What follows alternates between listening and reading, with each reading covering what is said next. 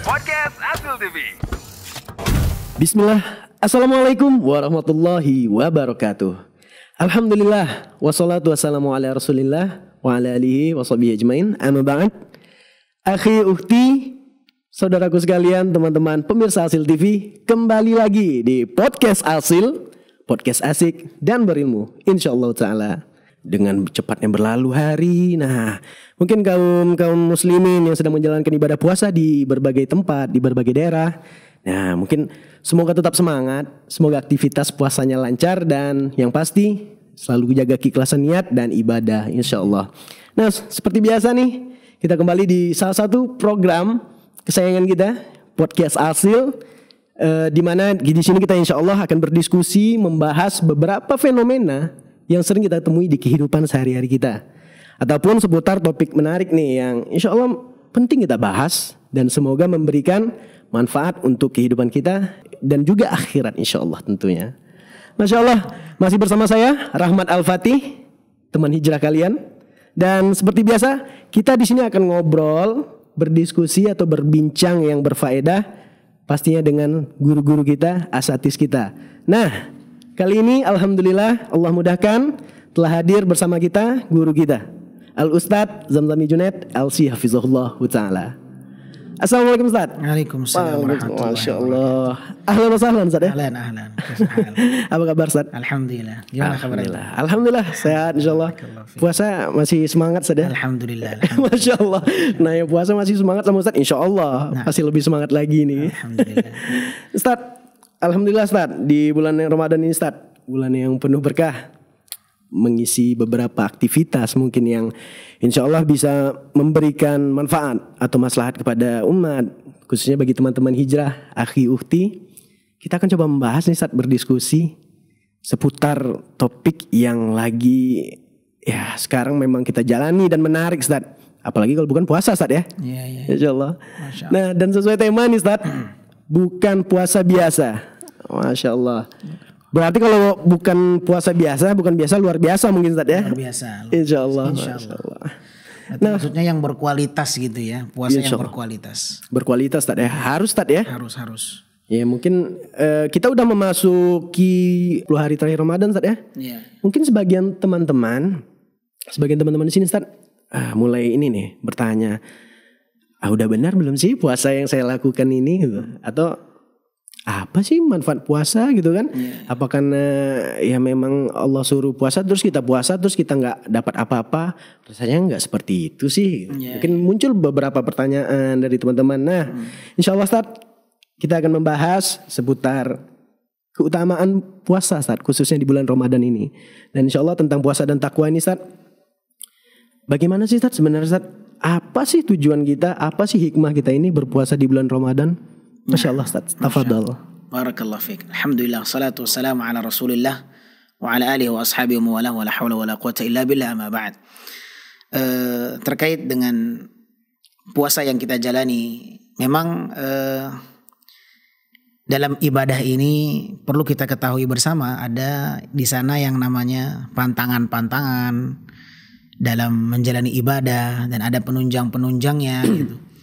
Di balik ibadah puasa ini adalah satu tuntutan yang memang diwajibkan dalam Islam, ya kan? Dan firman Allah yang sangat kita ketahui bersama ketika Allah mengatakan kutiba alaikumusiyam kama kutiba alal ladzina min qablikum la'allakum tattaqun, agar kalian bertakwa. Maka kita tahu tuh tujuannya.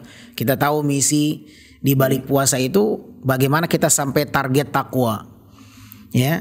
Nah, jadi pada intinya memang apa saja jalan-jalan menuju kepada ketakwaan itu harus dicari, dan diantaranya adalah dengan sarana puasa ini.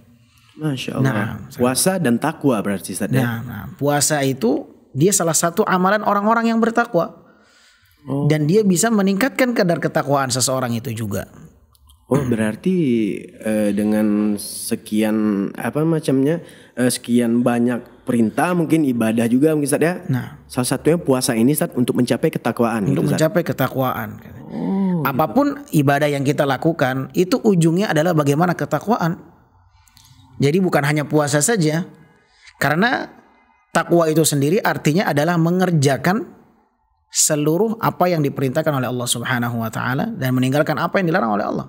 Dan Allah memerintahkan kita sholat, Allah perintahkan kita puasa, Allah perintahkan kita zakat, Allah perintahkan kita ini.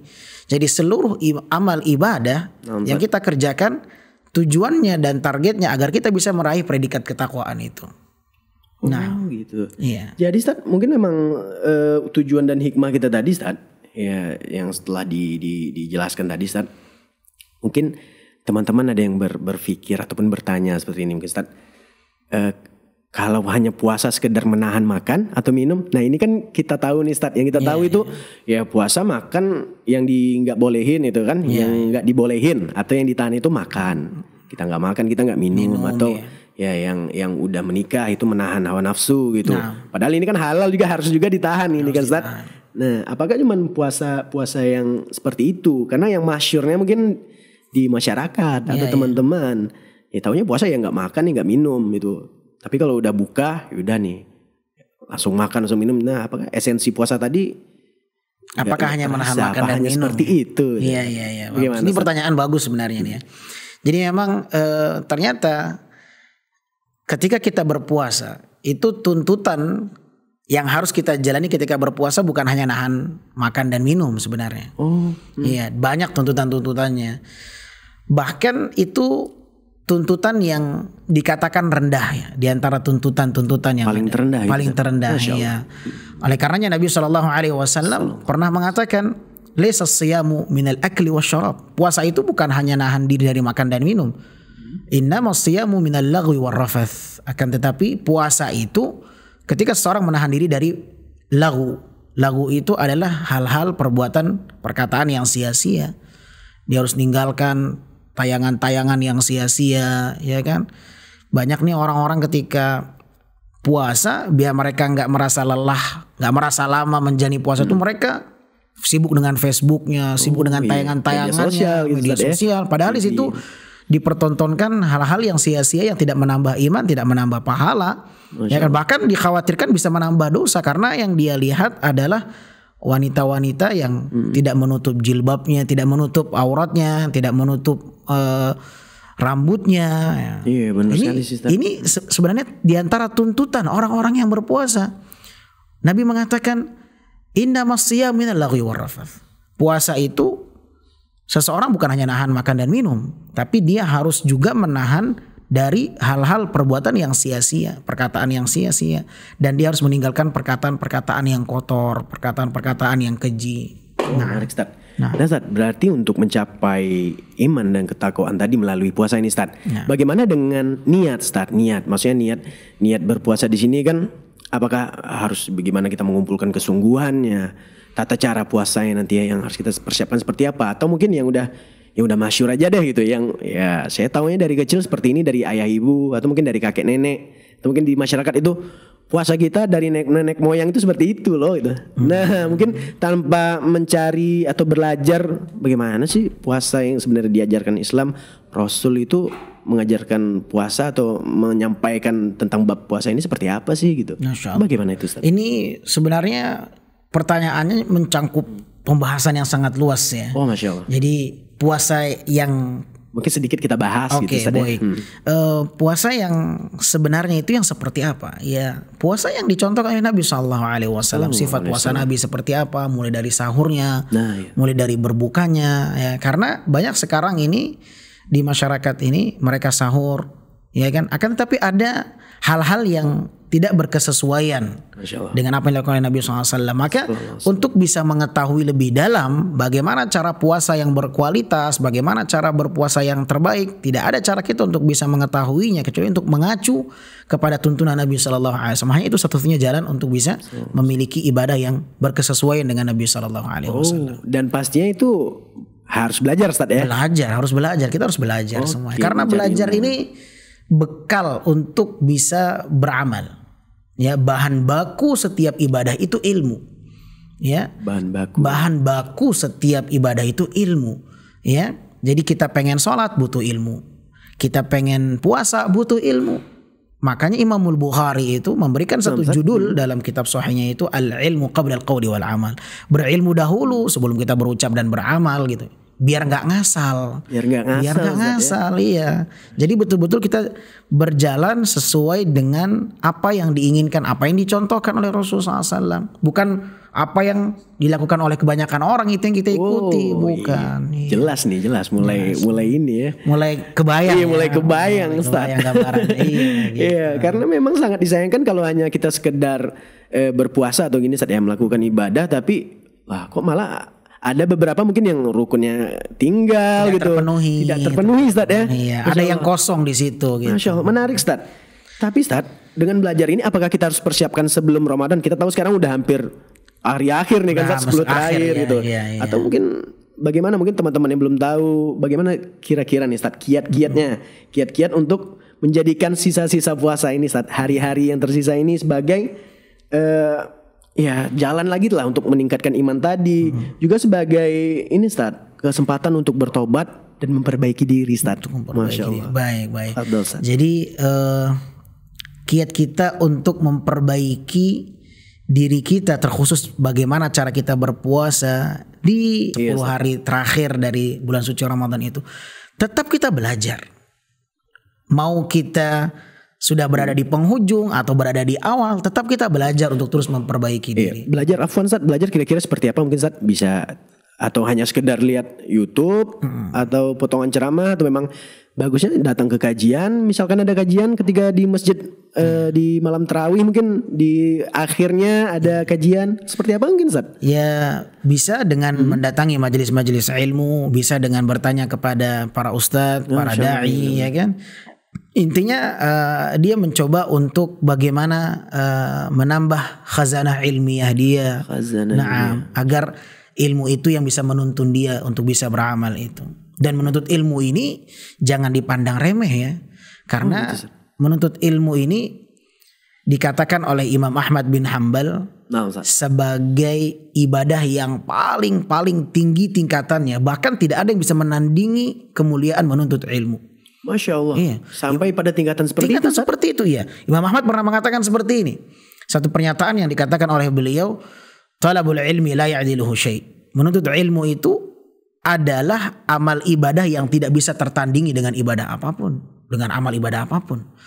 Masya Allah. Kemudian beliau mengatakan in sahhatin niyah, dengan catatan dia harus dengan niat yang saleh ketika menuntut ilmu itu. Para ulama memberikan komentar mengapa Imam Ahmad bin Hanbal mengatakan bahwa menuntut ilmu itu ibadah yang tidak tertandingi. Karena memang ilmu itu bahan bakunya ibadah. Seseorang gak akan bisa ibadah tanpa ilmu. Baik, Sir. Jadi ibadah itu tuntutan pertama sebelum beribadah. Sebelum amal yang ingin dilakukan dia harus berilmu dulu. Maka tidak akan baik sholat tanpa ilmu, tidak akan baik ibadah tanpa ilmu. Makanya ibadah itu amalan yang tidak akan tertandingi dengan apapun. Wah, Masya Allah. Nah, dan terutama pada sekarang saat berpuasa ya. Berpuasa. Tidak ada puasa nggak puasa biasa gitu Nggak puasa biasa ya. Puasa dengan ilmu tentu berbeda puasa dengan ilmu. Iya, kualitasnya pasti berbeda. Makanya Allah berfirman dalam Al-Qur'an, "Qul hal yastawil ladzina ya'lamuna wal ladzina la ya'lamun?" Apakah sama orang yang berilmu dengan orang yang tidak berilmu? Tidak sama. Apakah sama puasa seseorang yang menjalaninya dengan ilmu dengan orang yang tidak berilmu? Maka dengan judul kita ini bukan puasa biasa, maka dia mengacu kepada ilmu nih. Mengacu kepada ilmu ya. Kalau kita ingin punya pahala puasa atau puasa yang istimewa, maka dia harus dibangun di atas ilmu. Jangan berpuasa tapi tidak ada ilmu yang bisa dia miliki untuk dia jadikan sebagai referensi bagaimana cara berpuasa. Itu ya referensi benar sekali Ustaz ya. Terkadang untuk hal-hal duniawi aja kita butuh ini referensinya seperti apa ya? Untuk SOP-nya seperti apa dunia, ya? kita butuh ilmu. Masa untuk agama kita nggak butuh ilmu. Nah, terlebih lagi puasa Ustaz ya. Terlebih puasa. Makanya Imam Syafi'i pernah mengatakan man arada dunya fa alaihi bil ilm. Barang siapa yang menginginkan dunia dia butuh ilmunya. Wa man arada al akhirah fa alaihi bil ilm. Dan barang siapa yang menginginkan urusan akhiratnya dia juga butuh ilmunya. Wa man arada dunya wal akhirah fa alaihima bil ilm. Dan barang siapa yang menghendaki atas dirinya dunia dan akhirat, maka dua-duanya harus dia cari ilmunya. Masya Allah. Nah, jadi harus dengan ilmu segala sesuatu itu. Nah, Masya Allah ya Ustaz. Mungkin ya saudara-saudara kita ataupun teman-teman mungkin yang belum tahu, mungkin ya wajar Ustaz ya, wajar ya. Tapi Tapi masih dia tetap ada harus, kesempatan Ustaz, masih ya. ada kesempatan untuk terus belajar. Tidak ada kata terlambat. Tetap harus semangat Ustaz, ya, Harus belajar semangat, lagi. ya. Karena belajar ini termasuk di antara kewajiban seorang muslim. Masya Allah, barakallah, barakallah. Nah Ustaz, memang untuk dijadikan sebagai apa ya, sebagai momentum, mungkin saya momentum ini ya, momentum Ramadan kan bulan yang suci ini, bulan yang penuh kebaikan, penuh berkah, kita tahu gitu ya. Mungkin ada yang dulunya sholat aja kagak gitu kan, di anak-anak muda kan, iya, mungkin berpuasa aja, ya dikenalnya di bulan Ramadan, tapi mungkin dengan Ramadan ini momentum dia jadikan ya dia sholat, Ustaz. Dia sholat, mungkin datang ke masjid nih gitu kan, datang ke masjid yang belum pernah sholat jemaah jadi sholat jemaah di bulan Yang nggak puasa, biasa sholat malam Yang jadi nggak sholat biasa, malam gitu benar ya. sekali, Ustaz. Masya Allah, Masya Nah tapi juga sangat disayangkan ketika mungkin dia ke masjid. Nah muncul pula lagi suatu keresahan atau suatu masalah, mungkin dari dulu kemana aja sih gitu. Kok baru Ramadan sih nongolnya tuh, kok Ramadan sih baru instafnya. Iya. Ini gimana, mungkin teman-teman yang malah udah ngaji, atau mungkin seharusnya kita bisa merangkul gitu kan Ustaz, atau memberi nasihat lah kepada mengajak Ustaz. Betul. Apakah salah Ustaz yang memang ketika Ramadan ya mungkin seperti itu tadi Ustaz. Dia belum pernah sholat atau nggak sholat di masjid, tiba sholat. Apakah salah pertanyaan seperti itu Ustaz? Jadi ini kalau kita perhatikan, ini sebenarnya kembali kepada kemuliaan Ramadan itu sendiri. Kemuliaan Ramadan sendiri. Karena banyak orang-orang yang di luar Ramadan tuh nggak pernah sholat, ya kan? Dengan datangnya Ramadan dia mulai sholat, mulai ikut orang-orang sholat, ya kan? Yang di luar Ramadan nggak pernah sedekah, ngelihat orang sedekah, ikut sedekah, ya kan? Kenapa? Karena itu kembali kepada kemuliaan bulan Ramadan itu sendiri. Nabi pernah mengatakan SAW, ketika Ramadan itu datang, bahkan di malam pertama Ramadan itu hadir dalam kehidupan kita, Allah bukakan seluruh pintu-pintu surga. Jadi peluang-peluang untuk meraih surga itu Allah buka selebar-lebarnya. Dan Allah tutup pintu-pintu neraka semuanya. Dan Allah belenggu syaitan. Sehingga keinginan dia yang biasanya meninggalkan sholat jadi ingin sholat. Ya kan? Itu termasuk diantara pengaruh mulianya bulan suci Ramadan. Diharapkan seperti itu gitu. Karena kalau kita melihat kepada teks hadis, maka sangat besar pengaruh datangnya bulan suci Ramadan dengan penampilan yang kita saksikan di masyarakat kita. Mulai yang tadinya sholat malam tidak pernah dihidupkan, ya kan? Bahkan nyaris hampir semua masjid itu mendirikan sholat malam gitu. Penuh gitu. Betul-betul berubah drastis pemandangannya gitu. Nah, jadi memang bulan Ramadan itu sendiri dia datang dengan penuh keberkahan. Dan semoga orang-orang yang sebelum Ramadan dia bermaksiat, ya kan? Yang sebelum Ramadan dia meninggalkan sholat, ya kan?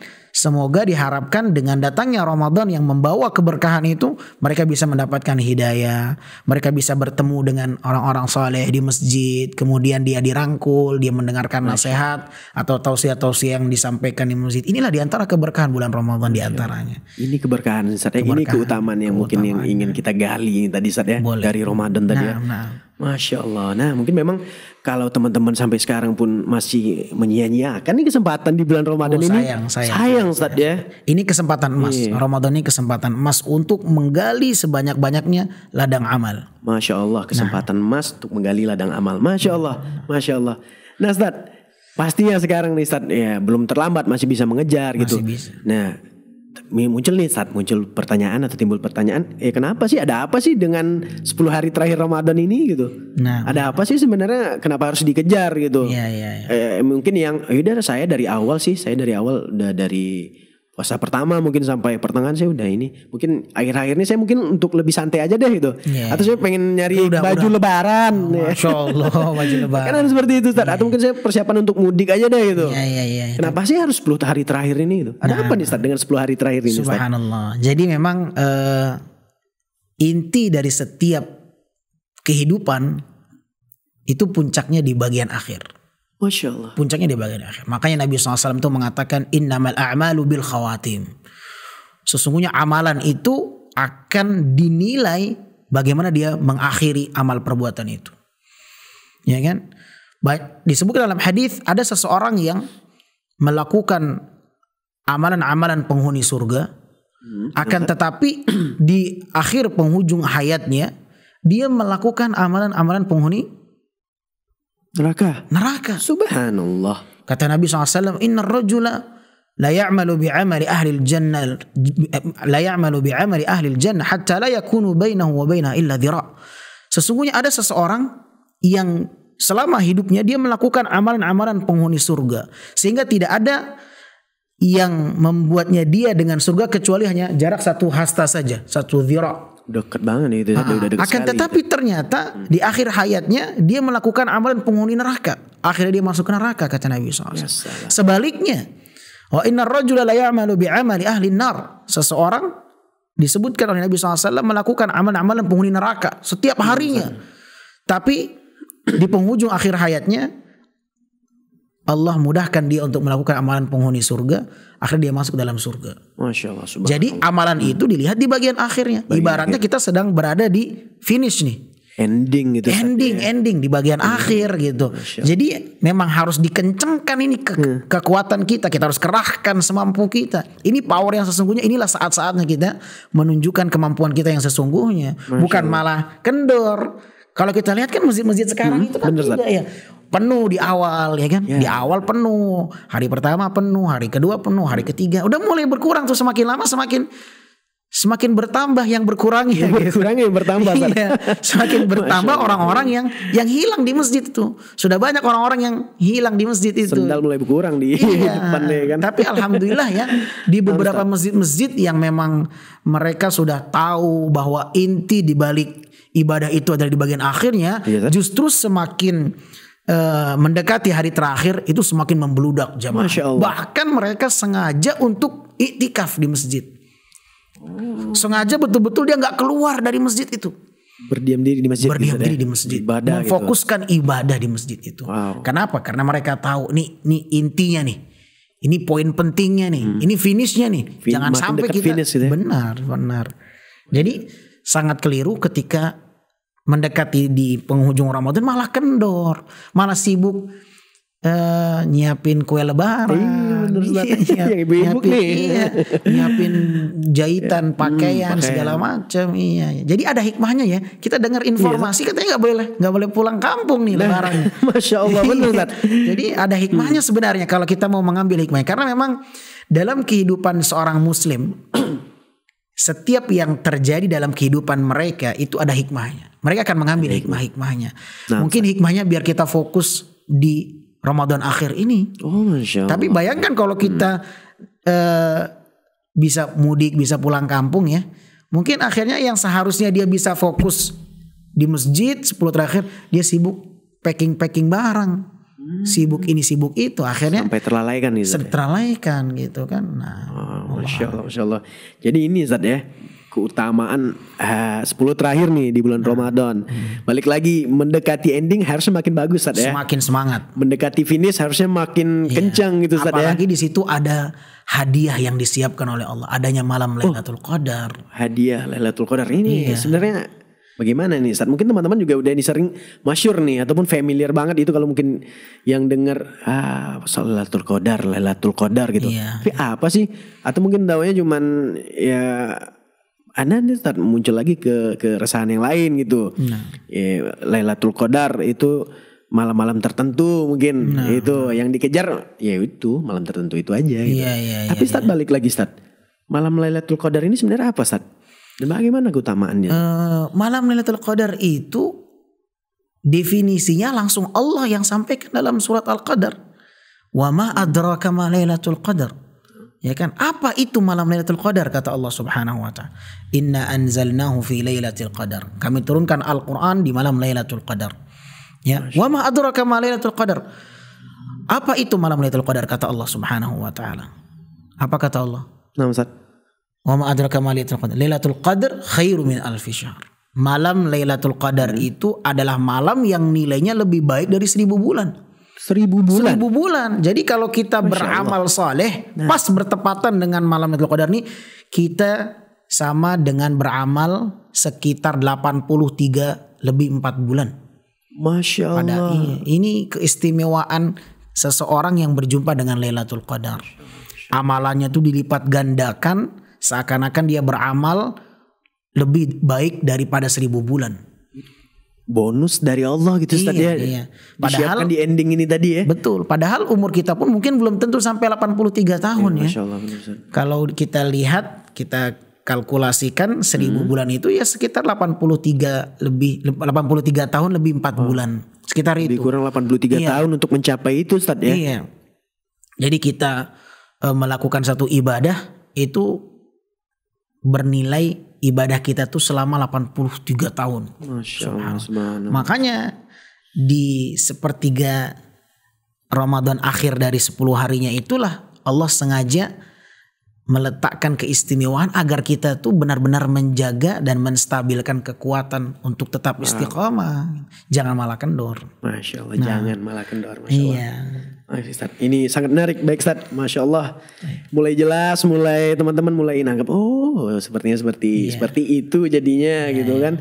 Nah mungkin dengan beberapa tadi Ustaz penjelasan bagaimana juga terhadap kita membentengi diri kita terhadap maksiat dengan di bulan puasa ini tadi Ustaz ya.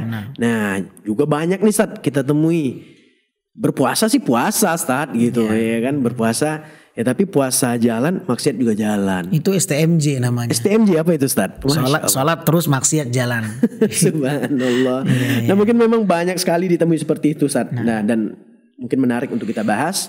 Tapi teman-teman seperti biasa sebelum kita lanjut ke topik yang menarik ini dan insya Allah bermanfaat tentunya, kita saksikan dulu jeda-jeda berikut ini. Barakallahu fikum.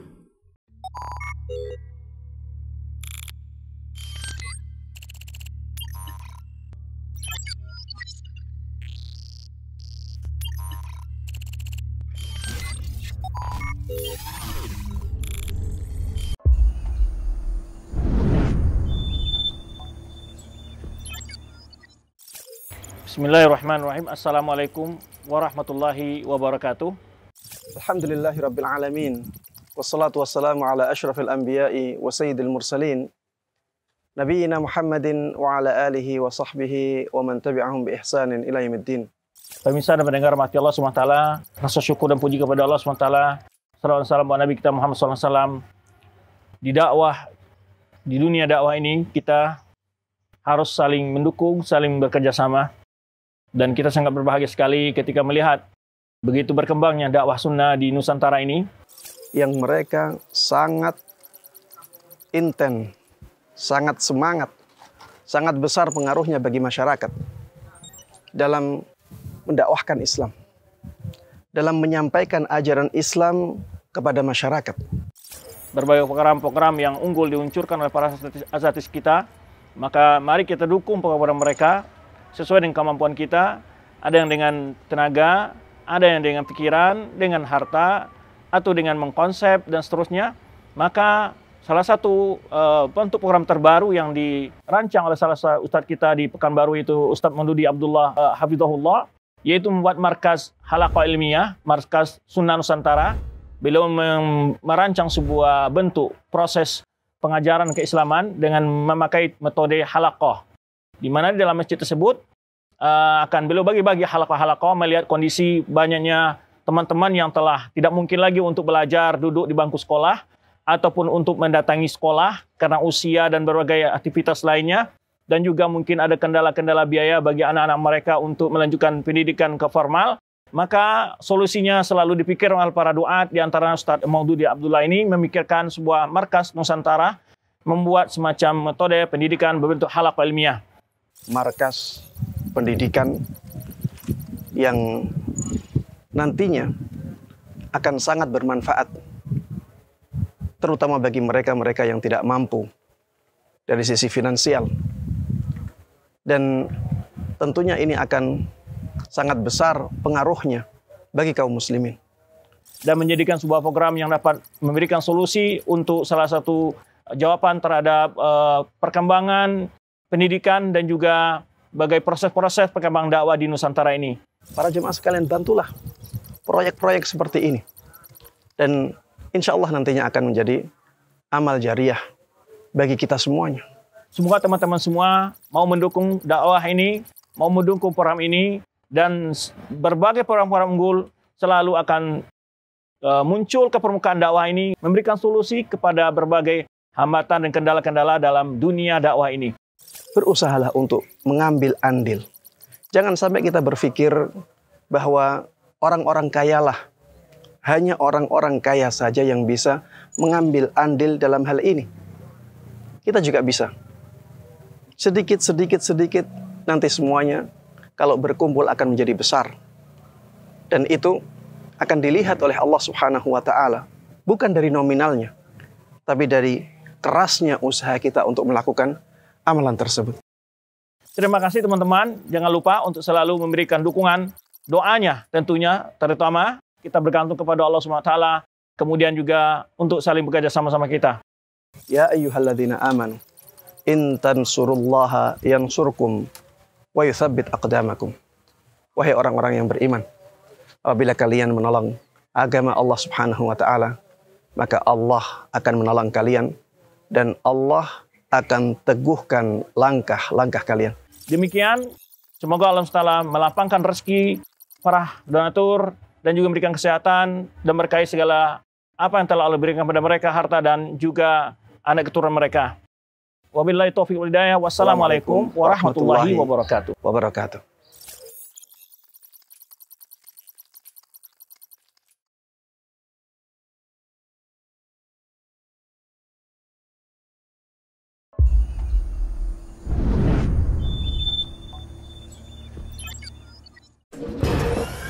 Podcast Asil TV. Baik, assalamualaikum warahmatullahi wabarakatuh. Alhamdulillah, kembali lagi di podcast Asil, podcast asik dan berilmu, insyaallah ta'ala. Nah, menarik sekali di pembahasan sebelumnya kita mencoba berbagai topik ataupun berbagai permasalahan ataupun keresahan yang mungkin teman-teman merasakan ya, seputar permasalahan puasa di bulan Ramadan dan sebagainya. Nah, menarik sekali dan telah dijelaskan beberapa keutamaan oleh Ustadz kita. Nah, mungkin kita akan lanjutkan kembali. Masih bersama saya di sini Rahmat Al-Fatih, teman hijrah kalian, dan masih bersama guru kita Al-Ustadz Zamzami Junaid LC Hafizahullah Ta'ala. Taib Ustadz, Masya Allah, ini menyambung pembicaraan sebelumnya nih Ustadz.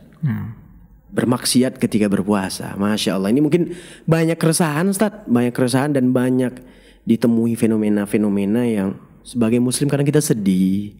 Sebagai seorang muslim kita sangat menyayangkan masih ada nih Ustadz, saudara-saudara kita yang ya melakukan maksiat di bulan yang penuh agung ini, puasa, gitu, tapi ya. berdusta gitu ya. Nah, seperti Ustadz dan beberapa hal yang akan kita bahas di sini. Nah, tapi ini Ustadz yang akan kita coba bahas juga gitu seputar kekeliruan di bulan puasa ini, Ustadz. Nah, ada poin menarik Ustadz, selain maksiat mungkin ada juga yang menjadi keraguan para teman-teman ataupun masyarakat awam di sini.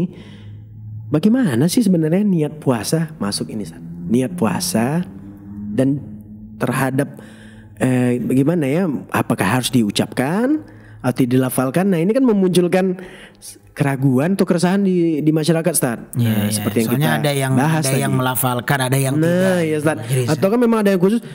Kayaknya saya dari kecil kayak gini deh lafaznya gitu. Taunya gitu ya. Gitu, Ustaz. Ya. Apa memang benar kita ada niat puasa seperti itu yang diajarkan Nabi, atau memang itu merupakan suatu kekeliruan? Mungkin bisa ini, Ustaz. Iya. Baik. Terkait dengan masalah niat ya, memang niat ini satu hal yang tidak akan pernah terlepas dari ibadah.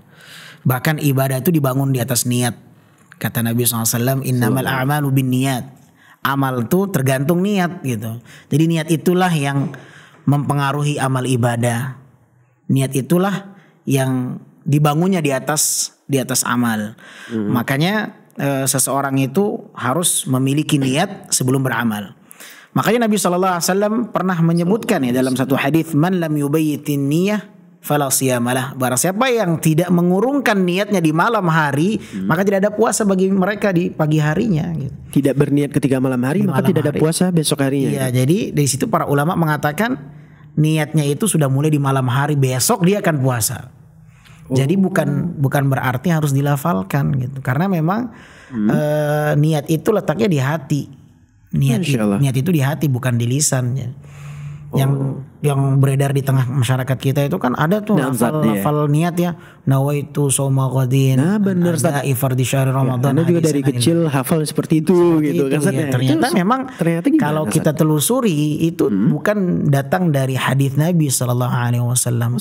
Itu bukan satu tuntunan yang Nabi ajarkan. Oh, bukan termasuk tuntunan dari Nabi ajarkan. Bukan, karena memang niat itu bukan diucapkan dengan lisan. Tidak ada satupun ibadah yang diucapkan dengan lisan niat itu. Oh, memang jadi nggak ada ibadah yang diucapkan niatnya itu secara lisan gitu. Nggak ada ya. Tapi memang berniat di dalam hati gitu. Iya, karena memang niat itu masuk ibadah hati. Jadi ibadah itu ada ibadah hati, ya kan, ada ibadah lisan, ada ibadah perbuatan gitu. Di antara ibadah hati itu seperti berhusnudzon, berbaik sangka kepada Allah, kemudian niat ikhlas itu kan kita nggak tahu nih orang nih ketika beramal taunya niat itu ibadah hati dari mana? Iya benar Ustaz. Taunya lihatlah orang-orang yang beramal, kita tahu nggak dia ikhlas? Belum tentu. Belum tentu itu urusan dia sama Allah. Jadi walaupun dia ucapkan saya niat ikhlas lillahi ta'ala, tetap yang dinilai itu bukan yang diucapkan dengan lisan, tetap yang dinilai di hati. Inilah mengapa niat itu bukan ibadah lisan, tapi dia ibadah hati. Makanya orang yang beramal itu belum tentu ikhlas. Dan hanya dia yang tahu dengan Allah. Walaupun secara zahir dia beribadah nih, dia bersedekah ya kan, tapi ternyata ketika dia bersedekah ternyata niatnya ingin dibilang orang dermawan. Nah, Allah alam. Masya Allah. Nah, mungkin ya akhirnya terjawab ini karena memang sangat disayangkan Ustaz. Mungkin ketika malam hari udah besok kan puasa nih, udah berniat puasa nih kan Ustaz. Tapi memang puasa yang wajib ya. Kalau puasa yang wajib memang dianjurkannya niatnya itu di malam hari. Tapi kalau puasa sunnah itu boleh dia menghadirkan niatnya itu ketika di siang hari. Makanya Nabi SAW tuh pernah ketika selepas sholat subuh pulang ke rumah bertemu Aisyah, Nabi tanya, wahai Aisyah, ada nggak yang bisa kita makan nih pagi ini? Kata Aisyah, nggak ada ya Rasulullah. Kata Nabi, kalau gitu saya puasa deh sekarang. Nah, itu puasa sunnah. Oh, Masya Allah. Jadi kalau puasa sunnah itu ya kan boleh dia niatnya itu pas ketika tidak ada makanan di pagi harinya, dia tidak ada yang bisa dia makan. Di situ dia niat untuk berpuasa. Kalau sekiranya niat puasa itu dilafalkan, mungkin Nabi akan mengatakan, saya akan berpuasa niat lillahi ta'ala. Tapi nggak ada riwayat yang seperti itu. Ini kan sebenarnya yang kita perhatikan di situ kan salah satunya kok Nabi sendiri nggak pernah sih ya ada hadisnya ataupun terdengar riwayat yang menyebutkan bahwa Nabi melafalkan niat gitu Ustaz ya. Nah karena kan sayang Ustaz, malamnya udah berniat tapi karena bangunnya misal telat nih Ustaz ya, nggak sempat sahur, orang udah azan gitu. Aduh saya belum nawaitu sama Godin nih gitu kan. Aduh berarti saya nggak sah puasanya dong gitu. Nah karena nggak ada niat, nggak ada niat. Padahal tadi malamnya udah berniat. Sudah berniat ya. Karena hakikatnya niat itu adalah bertekad untuk melakukan sesuatu. Itu dikatakan niat. Masya Allah, Masya Allah. Nah benar Ustaz. Akhirnya terjawab lagi nih beberapa keresahan kita nih seputar ya fenomena ataupun stigma-stigma miring yang tersebar di masyarakat. Nah kalau mau ngomongin niat puasa nih Ustaz, masuk juga ini doa berbuka puasa Ustaz. Nah mungkin ada beberapa yang masyhur kembali yang udah dari kecil gitu, ada yang udah diajarin atau mungkin ada perbedaan dari riwayat atau dan hadis. Tapi kan memang masyarakat awam yang belum sepenuhnya mengerti ataupun teman-teman yang masih belajar gitu nggak tahu nih Ustaz, kita harus pakai doa yang mana sih gitu atau ya, kita harus menerapkan doa yang mana kira-kira Ustaz, dari doa yang mungkin dari kecil nih udah tahu seperti ini atau udah ngaji udah belajar tahu-tahu ada doa yang seperti ini. Bagaimana Ustaz? Terkait dengan doa ketika berbuka puasa ya, memang yang familiar kita dengar di masyarakat, bahkan yang ditayangkan di beberapa media ya kan, yang sering diperdengarkan, yang sering didengungkan itu dengan lafaz Allahumma laka sumtu wa bika amantu ala rizqika aftartu bi rahmatika ya arhamar rahimin. Ya ternyata ini pun kalau kita telusuri ya berdasarkan penilaian para ulama hadis, maka ini bukanlah satu doa yang diajarkan oleh Nabi SAW ketika berbuka puasa. Ada satu doa yang dinilai oleh sebagian ulama derajatnya hadisnya hasan, seperti lafaz dhahaba dhama'u wa btalatil uruqu wa thabatal ajru insyaallah. Ini ada yang menilai bahwa doa ini bisa dijadikan sebagai doa ketika seorang akan berbuka puasa.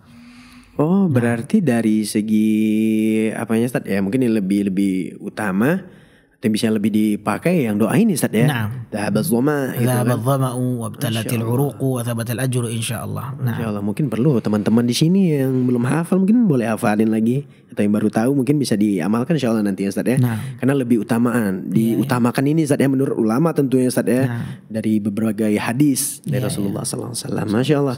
Nah Ustaz, kembali saat berbuka puasa ini, saat kalau ngomongin buka puasa pasti dong ada cara-caranya yang diajarin Nabi gitu. Nah, tentu ada sunnah-sunnahnya gitu. Nah, kira-kira bagaimana keutamaan atau tingkatan berbuka puasa ini Ustaz? Seperti apa sih kira-kira yang dicontohkan sama Nabi atau yang diajarkan Nabi, sunnah-sunnahnya atau keutamaannya seperti apa buka puasa ini Ustaz? Berbuka puasa ini termasuk rangkaian yang ada dalam ibadah puasa, dan tentunya setiap ibadah itu ada tuntunan yang Nabi ajarkan. Baik. Setiap ibadah tidak lepas dari tuntunan Nabi Sallallahu Alaihi Wasallam. Dan berbuka puasa itu hendaklah setiap kita berupaya untuk meneladani Nabi SAW. Dalam setiap ibadah kita harus menjadikan Nabi sebagai seorang figur untuk kita contoh, untuk kita ikuti. Maka perlu kita dalami bagaimana sih cara berbuka puasanya Nabi SAW. Bagaimana kebiasaan Nabi berbuka puasa. Apakah Nabi berbukanya tuh makanannya makan-makan apa misalkan kalau kita kan banyak gitu, banyak ya, variasi, ada goreng, ada cendol, ada gorengan, ada kolak durian, ada ya kan, ada sop buah, gitu ada kan. itu Ustaz pecel pas soto. Masya Allah, iya. Apakah ada yang dianjurkan makanan-makanannya yang terbaik ketika berbuka itu? Ternyata di antara sunnah-sunnah yang perlu kita sampaikan ya pada segmen ini kali ini, bahwa ada amalan-amalan sunnah yang jarang dihidupkan oleh sebagian kaum muslimin. Di antaranya menyempatkan waktu sesaat menjelang berbuka untuk berdoa. Oh, sebelum berbuka ada dulu nih Ustaz ya? Ada dulu keutamaan atau memperbanyak doa, karena itu termasuk di antara waktu-waktu yang mustajab. Kita kan kadang kalau menjelang berbuka sibuk ngeliatin makanan aja nih. Ngeliat kanan kiri gitu kan. Padahal di detik-detik sebelum berbuka itulah waktu yang terbaik bagi seorang untuk memanfaatkannya dengan cara berdoa. Karena itu waktu yang mustajab. Makanya dalam hadits Nabi SAW pernah mengatakan, Inna lis-sha'im 'inda fitrihi la da'watan ma turad. Sesungguhnya bagi orang yang berpuasa menjelang berbukanya itu ada doa yang tidak akan ditolak. Maka di antara sunnahnya menjelang berbuka itu adalah berdoa, karena itu di antara waktu yang mustajab ya. Kemudian juga kalau kita lihat dari sisi makanan ya, adakah makanan yang sangat dianjurkan bagi seorang muslim untuk mengawali perbukaan itu? Maka kita lihat hadisnya. Ternyata ada satu hadis yang dibawakan oleh sahabat Anas bin Malik radhiyallahu taala anhu, bahwa Anas bin Malik ini pembantunya Nabi ya. Pembantunya Nabi selama 10 tahun dia berkhidmat membantu Nabi, apa yang Nabi lakukan, apa yang Nabi butuhkan tuh beliau datang. Tahu lah gitu Ustaz. Tahu lah kepribadian Nabi ya. Jadi Anas bin Malik ini pernah mengatakan Nabi Shallallahu Alaihi Wasallam apabila berbuka itu beliau selalu mendahulukan perbukaannya dengan memakan rutop. Rutop ya. Rutop itu adalah kurma basah. Kurma basah. Jadi ada kurma basah, ada kurma kering. Kalau sahur, nanti kita bahas mungkin ya sahur ya. Sekarang berbuka puasa, maksudnya sahur dulu ya. Oh gitu. Ini berbuka dulu baru sahur gitu kan. Tapi nggak apa-apa, nggak masalah. Jadi ada kurma kering, ada kurma basah. Kalau kurma kering itu ketika sahur dianjurkannya. Tapi kalau kurma basah lebih ditekankan untuk berbuka. Oh, Masya Allah, sampai ada pembagian seperti itu. Iya, karena dalam lafaz hadis disebutkan dengan lafaz tamar ketika sahur. Ya, dalam riwayat Imam Abu Daud dan yang lainnya. Tapi ketika berbuka puasa, Anas bin Malik menuturkan Nabi ketika berbuka puasa itu Nabi memakan rutobat.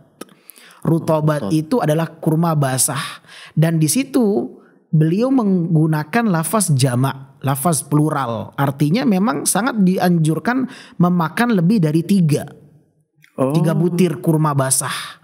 Ya, 3 atau lebih. Karena bilangan jamak dalam bahasa Arab itu dimulai dari 3 atau lebih. Rutobat. Jadi memang dianjurkan makan 3 butir kurma atau lebih dulu sebelum makan yang lain. Oh, mungkin juga pas waktunya sebelum sholat itu pendek gitu kan, saat maghrib gitu ya. Kemudian kata Anas bin Malik, kalau nggak ada kurma basah ya kan, maka boleh kurma kering. Nabi makan kurma kering kalau nggak menemukan kurma basah. Kalau nggak menemukan juga kurma kering, kurma basah, maka Nabi minum beberapa tegukan air, hasawati mimma. Air putih aja gitu. Iya, itu urutannya seperti itu. Oh, Masya Allah. Jadi jangan berbuka dengar azan langsung makan gorengan. Jangan makan langsung ambil yang lain, tapi yang sunnah ini didahulukan dulu. Biar ada kualitas ibadah kita. Tentu ketika kita menerapkan sunnah-sunnah Nabi, maka insya Allah itu akan mempengaruhi nilai-nilai ibadah puasa kita. Jadi ada nilai tambahan. Ada nilai tambahan plusnya. Pahala lagi, Masya Allah. Nah, kalau kan kita kan kebanyakan kalau berbuka puasa tuh keliling tuh ke pasar Ramadan, pasar Ramadan gitu, iya. Yang dicari apa? Bukan kurma. Padahal kurma nggak ada di rumahnya. Seharusnya yang dia upayakan kurma dulu. Yang dicari goreng nih. Yang dicari gorengan. Yang dicari ya ini ya boleh-boleh saja, boleh-boleh saja. Tapi yang utama ini yang harus lebih didahulukan, yang diutamakan ini karena dia ada nilai sunnahnya di situ. Ada pahala berarti. Ada pahalanya di situ, ada keutamaan tersendirinya di situ. Tapi kalau sebagian kita kan berkeyakinan kalau nggak ada gorengan nggak afdol nih. Padahal sebaliknya seharusnya kalau nggak ada kurma nggak afdol gitu. Iya. Jadi ada yang kurang tuh kalau berbuka nggak ada kurma. Itu yang seharusnya hadir dalam diri kita. Kenapa? Karena yang sunnahnya belum terlaksana. Oh iya. Kalau kita kan nggak ada gorengan nih, nggak afdol nih berbuka gitu. Iya. Jadi makanya kurma dulu yang harus diupayakan ada di situ. Kurma dulu. Kurma yang basah kalau bisa. Iya, rutop ya. Kalau nggak ketemu kurma kering. Kurma yang kering. Kalau nggak ketemu baru air putih. Baru air ya, air minum. Kalau ada dua-duanya mungkin kurma sama air, tetap kita dahulukan kurma. Kurma dulu, sebelum minum kurma dulu. Iya, jelas sekali. Nah, Ustaz, ini udah disinggung juga sama Ustaz sebelumnya ini. Sekarang kita bahas sahur dulu baru berbuka ya. Tapi sebelum kita bahas ke sahur, mungkin ada satu poin juga nih yang menarik nih. Oh iya, Ustaz. Iya, itu sunnah Nabi ketika kita diundang berbuka puasa. Oh iya, Masya Allah. Iya, Ustaz, sesuai dengan apa Ustaz ya, bisa dibilang ya zaman sekarang ya, di mana-mana ketika bulan puasa malah ada fenomena seperti buka bareng, bukber gitu. Bukber ya. Iya kan, buka bareng kawan, buka bareng karyawan, teman-teman kantor ya. Atau di masjid. Nah, bahkan ada yang buka-buka perbukaan di jalan-jalan tuh. Oh, bagi takjil gitu, ya. Takjil itu kan subhanallah ya. Sangat nikmat sekali. Nah, seperti itu Ustaz, mungkin apalagi terutama yang ketika kita diundang Ustaz. Contohnya mungkin ya skala di masjid gitu Ustaz. Lagi ada buka bersama iftar gitu Ustaz. Ada nggak sih Ustaz sebenarnya adab-adab ketika kita diundang berbuka puasa atau menghadiri buka puasa bersama nih? Ada nggak ada adabnya? Biar gimana mungkin orang yang mengundangnya juga mendapatkan keutamaan atau kebaikan dari situ, atau bagaimana Ustaz? Adab-adab seperti itu. Jadi Nabi SAW itu pernah diundang berbuka nih sama sahabat. Oh, Nabi dulu pernah diundang berbuka. Pernah diundang berbuka. Jadi diundang berbuka itu satu hal yang bagus ya, karena Nabi pun diundang berbuka gitu. Jadi kalau kita punya kelebihan harta ya kan, kita bisa ngundang orang makan ya kan. Ini kan juga pahalanya luar biasa. Memberikan perbukaan untuk orang yang berpuasa dapat pahala puasa dia. Kalau yang dia undang 30 orang dapat pahala 30 orang puasa dia. 30 orang puasa dapat pahalanya dia. Walaupun dia berpuasa baru di hari pertama nih, tapi dia bisa dapat pahala puasa 30. Seakan-akan dia berpuasa 30 hari. Kenapa? Karena yang dia undang makan tuh 30 orang. Masya Allah. Jadi memberikan perbukaan itu termasuk amalan yang sunnah yang dianjurkan. Itu pahalanya sama ketika seperti dia berpuasa gitu. Iya, sama dia mendapat, dibagi-bagi pahalanya enggak gitu? Tanpa mengurangi sedikit pun. Masya Allah. Kata Nabi, min ghairi an yunqas min ajrihi syai'an, tanpa mengurangi kadar pahala puasa orang itu. Dia dapat pahala puasa orang yang diberikan perbukaan. Nah, kemudian yang luar biasanya terlepas daripada itu, Nabi ketika diundang berbuka, Nabi mendoakan kebaikan tuh untuk orang yang memberikan perbukaan buat Nabi SAW. Didoakan, iya. Karena dalam Islam itu membalas kebaikan itu satu hal yang dianjurkan. Ada orang berbuat baik sama kita nih, kita balas kebaikannya, itu bagian dari syariat Islam. Masya Allah. Inilah indahnya Islam. Islam tuh sangat mengapresiasi orang yang berbuat baik. Kalau ada orang berbuat baik, sunnahnya kita balas. Kalau kita mampu nih. Makanya Nabi SAW tuh pernah mengatakan, man sana'a ilaikum ma'rufan fakafi'u. Kalau ada orang berbuat baik sama kalian, balas kebaikannya. Ya, kalau nggak bisa kau membalas kebaikannya, minimal doakan. Doakan kebaikan Dengan untuk doa. dia. Iya. Makanya Nabi ketika diundang berbuka tuh Nabi doakan kebaikan untuk dia. Nih tahu nggak doanya apa nih kaum muslimin? Seperti apa nih Ustaz doanya? Iya, Ustaz? ini banyak nih orang kita nih. Itu doanya Afwan Ustaz bisa kita amalkan juga gitu Ustaz. Berarti Ustaz ya? Iya, ketika kita diundang makan, ditraktir makan nih nggak mesti Ramadan aja. Pokoknya kapan kita diundang makan, dijajanin makanan minuman, kita doakan dengan doa itu. Ya, Seperti apa ini, kita Ustaz? sering diundang makan ya kan, diundang berbuka, tapi cuman SMA setelah makan assalamualaikum gitu. Udah nggak tahu dia membalas kebaikan itu. Nabi SAW ketika diundang makan berbuka tuh Nabi doakan dengan doa. Lafaznya begini nih lafaznya. Dalam riwayat Imam Ibnu Abi Syaibah dan juga diriwayatkan oleh Imam Ahmad, Nabi mendoakan untuk sahibul bait, sahibul haja yang memberikan perbukaan itu Nabi berdoa. Nabi mengatakan Allahumma akala ta'amakum al-abrar wa sallat alaikumul malaika wa aftara indakumus shaimun. Artinya makanan ini telah dikonsumsi oleh orang-orang yang baik. Semoga malaikat mendoakan kalian. Semoga para malaikat bersalawat untuk kalian dan telah berbuka puasa orang-orang yang berpuasa. Masya Allah, makna dari doanya aja Masya Allah. Luar biasa. Luar biasa Ustaz ya. Nabi mendoakan mereka agar mendapatkan salawat dari para malaikat. Dan malaikat itu jumlahnya banyak, gak sedikit. Iya. Dari doa itu mendapatkan keutamaan seperti ini tadi Ustaz Iya. ya. Dan itu ketika kita mendoakan mungkin bisa ini juga gak sih Ustaz, mendapat kebaikan juga dari doa itu? Jelas. Karena setiap doa yang kita panjatkan itu adalah satu nilai kebaikan buat kita. Dan boleh dia baca dengan doa yang lain. Nabi terkadang mendoakan dengan doa Allahumma at'im man at'amani wasqi man saqani, seperti yang disebutkan dalam riwayat Imam Muslim. Nabi mengatakan, ya Allah berikanlah makanan kepada orang yang telah memberikanku makan, dan berikanlah minuman kepada orang yang telah memberikanku minum. Itu. Ada doa yang lain Nabi SAW mengatakan Allahumma barik fi ma razaqtahum waghfir lahum warhamhum. Ya Allah berikanlah keberkahan dari rezeki yang Engkau berikan kepada mereka, dan berikanlah ampunanmu untuk mereka yang telah memberikan kami makan dan minum, dan berikanlah kasih sayangmu, limpahkanlah kasih sayangmu kepada mereka. Jadi memang luar biasa doa yang dipersembahkan oleh Nabi kepada orang yang memberikan hidangan makanan dan minuman, baik ketika berbuka maupun ketika di luar berbuka. Masya Allah. Dan Nabi ajarkan kepada kita pada kita. Namun yang sangat disayangkan nih banyak kaum muslimin tidak tahu sunnah ini gitu. Ini termasuk sunnah-sunnah yang terlupakan, sunnah-sunnah yang terabaikan. Nah, Masya Allah, mungkin teman-teman bisa nanti di rewind lagi videonya mungkin, ataupun bisa dicari di artikel-artikel di dokter Google ya. Dokter Google, tapi yang harus terpercaya insya Allah ya. Sumbernya jelas. Sumbernya jelas. Ya, referensi. Quran, Sunnah insya Allah gitu. Ataupun dari website dalil yang kita. sahih. Nah, dengan dalil yang sahih seperti yang Ustadz jelaskan gitu. Karena memang keutamaannya Masya Allah sangat luar biasa doa itu Ustadz. Nah baik Ustadz, mungkin ini udah teman-teman udah kebayang ternyata buka puasa itu dengan step-step seperti itu, dengan hikmah dan keutamaan yang luar biasa itu Ustaz. Nah lantas bagaimana dengan sahur ini tadi Ustaz? Sahur ya ini. Sahur ini karena kita tahu nih kebanyakan ataupun memang masyarakat awam itu sahurnya ya bangun ketika cepat ya, bangun di waktu cepat yang, itu jam 3 mungkin Ustaz ya, atau jam 4-nya itu. Nah apakah memang di waktu-waktu seperti itu kah yang diajarin Nabi gitu kan, atau yang ada riwayatnya bahwa sahur yang afdol itu di jam seperti itu. Nah terus ada juga lagi Ustaz, suatu keresahan bagaimana batas makan sahur ini gitu. Batas makan sahur ini, dan ada juga kita dengar kan orang ada yang makan sahurnya malah di akhir waktu. Nah sebenarnya ini mana sih yang datang dari Nabi? Di awal kah atau di akhir kah? Dan seputar sahur ini rasanya perlu dibahas Ustaz. Bagaimana Ustaz? Taib. Bismillah, alhamdulillah, wassalatu wassalamu ala rasulillah, ma ba'd. Terkait dengan sahur ini memang banyak sekali di antara kita yang tidak mengenal sunnah-sunnahnya. Dan itu terlihat dari bagaimana pengamalan-pengamalan mereka ketika sahur itu sendiri.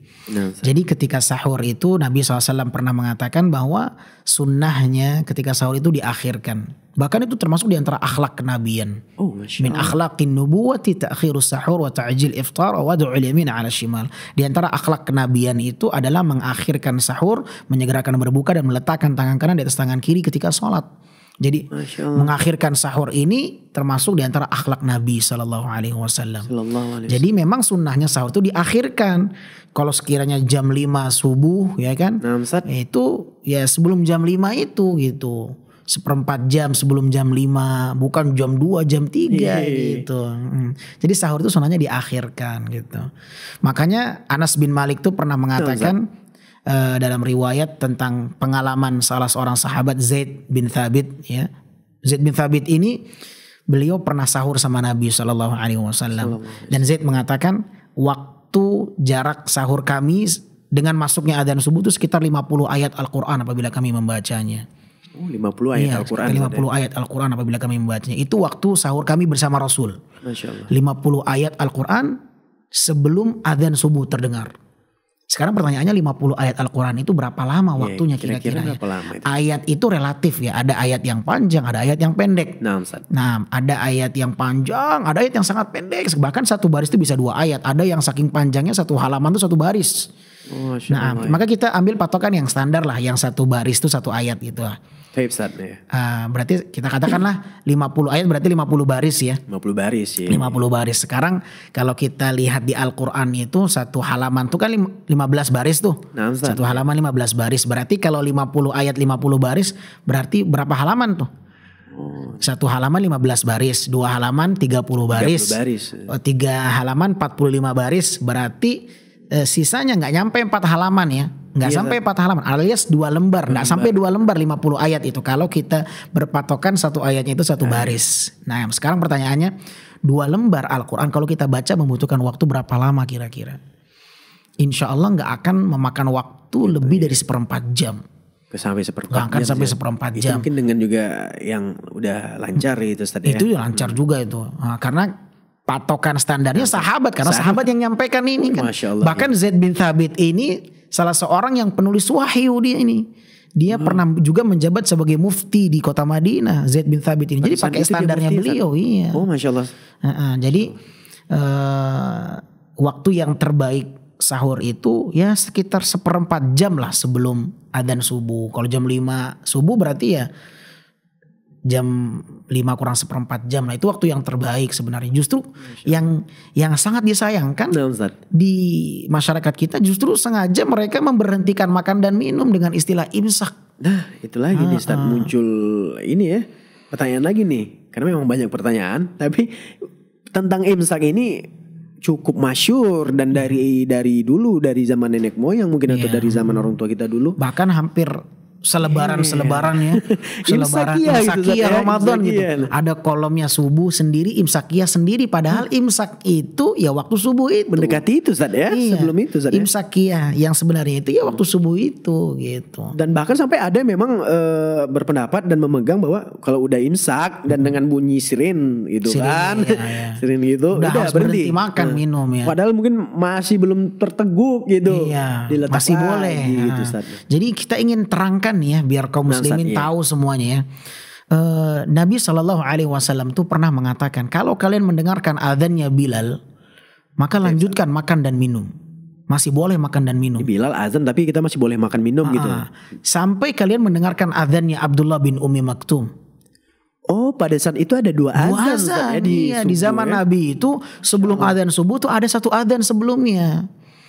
Jadi muadzin di zaman Nabi itu ada 3 orang yang terkenal ya. Di Masjid Nabawi itu ada Bilal bin Rabah dan Abdullah bin Ummi Maktum. Di Masjidil Haram di Mekah itu sahabat yang muadzin itu namanya Abu Mahdhurah. Nah jadi yang diberlakukan di zaman Nabi itu ada 2 azan subuh. Dan sekarang nih kalau orang-orang yang umroh itu dia akan mendapati kondisi seperti itu. Masih sampai sekarang diberlakukan, dilestarikan tuh. Yang pernah di zaman Nabi dilakukan itu masih sekarang diberlakukan di sana. Adanya 2 azan. Jadi sebelum adzan subuh ada 1 adzan sebelumnya. Nah, Nabi mengatakan kalau kalian mendengarkan adzannya Bilal ini mengumandangkan adzan. Setelah itu baru adzannya Abdullah bin Ummi Maktum. Kata Nabi SAW, kalau kalian mendengarkan adzannya Bilal, maka lanjutkan makan dan minum. Kulu washrabu hatta sampai kalian mendengarkan panggilannya Abdullah bin Ummi Maktum, adzannya Abdullah bin Ummi Maktum. Oh, jadi pertandanya seperti itu ya. Jadi Abdullah bin Ummi Maktum ini sahabat Nabi yang buta yang pernah datang kepada Nabi minta rukhsah keringanan tidak salat berjamaah nih. Ternyata profesinya adzan subuh nih, muadzin subuh. Masya Allah. Buta tapi jadi muadzin subuh gitu. Luar biasa ya. Masya Allah, luar biasa. Nah, gimana taunya? sahabat Nabi yang buta tapi dia mengumandangkan adzan. Gimana tahu waktunya itu? Oh iya itu ya. Iya. Muncul pertanyaan Ternyata disebutkan dalam hadis Abdullah bin Maktum ini tidaklah mengumandangkan adzan kecuali orang-orang sudah mulai bersahutan, asbahta. Sudah masuk waktu subuh. Kalau orang sudah mulai bersahutan itu baru dia berinisiatif mengumandangkan adzan. Oh, Nah, baik. kata Nabi, kalau kalian sudah mendengarkan adzannya Abdullah bin Maktum, maka tidak boleh lagi makan dan minum karena itu sudah masuk waktu subuh. Nah, dari situlah para ulama menyimpulkan seseorang yang sahur mulai menahan diri, mulai imsak. Imsak itu artinya menahan diri, mulai menahan diri ketika terdengar adzan subuh, bukan berhenti makan dan minum 10 menit sebelum adzan subuh gitu. Wow, Masya Allah, cukup jelas, Masya Allah. Ini udah terjawab ya teman-teman. Sebenarnya imsakia itu bukan berasal dari ya tuntunan Nabi. Iya. Imsak ini tadi harus berhenti, padahal ada keutamaan di balik itu. Iya, Nah mungkin teman-teman harus ini lagi ya, harus ya sama-sama lah kita belajar, kita cari tahu lagi. Karena kan sayang kan, seharusnya di situ lebih afdol Ustaz ya. Iya, malah justru ditinggalkan. Detik-detik terakhir sebelum adzan subuh itu waktu yang terbaik untuk makan dan minum sebenarnya. Justru malah ditinggalkan karena adanya keyakinan imsakiyah, berhenti makan dan minum sebelum adzan 10 menit. Mungkin kekeliruan seperti inilah yang harus kita luruskan. Kita rubah Ustaz ya, diluruskan. Makanya butuh dalil nih, butuh belajar, butuh balik lagi butuh belajar Ustaz ya. Tapi ada satu juga nih riwayat nih yang mana sampaikan nih, riwayat Umar bin Khattab. Riwayat ini menunjukkan bahwa para sahabat itu betul-betul mereka sahur di detik-detik terakhir sebelum adzan subuh. Masya Allah, karena memang sahabat ini kalau untuk urusan ibadah dan lain-lainnya getol banget. Getol banget dia. Betul-betul apa yang sunnah itu yang dikejar. Mereka tahu sahur tuh di detik terakhir sebelum adzan, itu mereka makan di situ. Makanya Umar pernah diriwayatkan ketika akan meminum air terdengar adzan. Adzannya Abdullah bin Maktum nih, adzan subuh nih. Umar tahu nih udah nggak boleh makan minum nih. Tapi gimana mau minum? Udah dipegang nih gelasnya nih. Nah, keraguan ini akhirnya beliau bertanya sama Nabi. Ketika itu memang Nabi berada di sisi Umar tuh ketika itu. Mungkin sedang sahur bareng nih ya sama Nabi SAW. Pas ketika akan minum terdengar adzan. Maka Umar langsung nanya sama Rasul, ya Rasulullah, ashrabu minhu, boleh gak aku minum nih ya Rasulullah? Kata Nabi, naam, silakan kau minum. Masya Allah, Nabi membolehkan itu. Membolehkan minum ketika adzan berkumandang. Namun dengan catatan dia tuntaskan dengan segera hajatnya dia, kebutuhan dia dengan makan dan minum itu. Kalau misalkan kita lagi makan nih, kita lagi makan masih setengah piring, lanjutkan, habiskan cepat. Itu hajat dia, tidak masalah. Berdasarkan riwayat Umar ini. Tapi nggak boleh KKN. KKN gimana ya? KKN itu kalau kurang nambah. Nggak boleh KKN. Masya Allah. Ini jangan karena ada riwayat ini. Akhirnya leluasa dia. Enggak, yang dia butuhkan saja, yang dia pegang tuh kalau perlu, yang dipegang aja itu yang dia habiskan. Ya, jangan kata Ustaz boleh nih akhirnya comot sini. Enggak boleh nambah. Tetap ada batas ya. Tetap ada batasnya karena memang secara hukum asal waktu subuh itulah waktu batas terakhir seorang boleh makan dan minum. Tapi kalau memang dalam kondisi dia belum tuntas hajatnya boleh dia segerakan. Masya Allah. Begitu indahnya Ustaz ya agama kita ini memberikan Masya Allah syariat secara memudahkan. Jadi tidak monoton, tidak kaku harus adzan Allahu Akbar langsung berhenti enggak gitu. Kita kan terkadang nggak tahu kapan adzan kapan ini. Bahkan miris sampai ada yang ini sering terjadi ketika saya mungkin masih di keluarga dulu mungkin harus dimuntahkan gitu. Subhanallah. Ya kan kasihan ini Ustaz ya. Ya Masya Allah, mungkin dengan ini insya Allah bisa meluruskan stigma miring ini ataupun perspektif masyarakat. Nah Masya Allah nih mungkin seputar kekeliruan tadi Ustaz. Alhamdulillah Toyib, mungkin ya insya Allah harapan kita masyarakat mengerti. Teman-teman mau belajar lagi dan bisa menjadi kebaikan bersama. Itu baru satu sunnah tuh. Baru satu sunnah sahur diakhirkan. Sunnah sahur tuh banyak. Di antara sunnah sahur itu memperbanyak istighfar. Di waktu ada sahur. keutamaan seperti itu juga. Iya.